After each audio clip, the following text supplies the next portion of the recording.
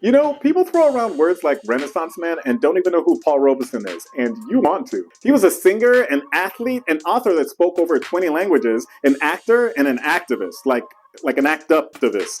He was born on April 9th, 1898 in Princeton, New Jersey, and to give you an idea what time period that was, his father had escaped from slavery. In high school, he was in plays, and he was a choir boy, and he played baseball, and he was a basketball player, and a football player. He was a runner, he was a track star. He wins a statewide academic competition, which gets him a scholarship to Rutgers University, where he plays football, and is named All-American twice. Then he graduates, valedictorian. Then he goes to Columbia Law School, and while he's studying to be a lawyer, he begins training as a singer and an actor, and he's playing football in the NFL.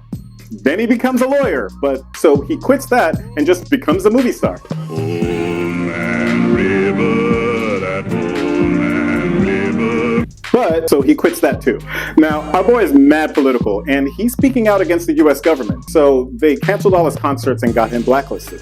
So Robeson took his concerts overseas. That is so in America. So they cancel his passport. Now he can't travel. Dude starts holding telephone concerts. This is in the 50s, and thousands of people showed up.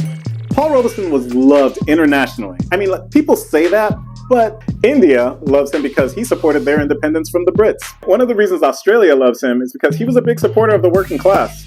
This is him singing for the construction workers of the Sydney Opera House. He was a big supporter of the labor movement, so blue-collar workers across the globe loved him. Eventually, he did get his passport back, and he came back to the US in 1963, just in time to participate in the civil rights movement. He had a stroke, and in 1976, he passed away at the age of 77. He's buried in Harlem, and he left behind a legacy that will never be forgotten.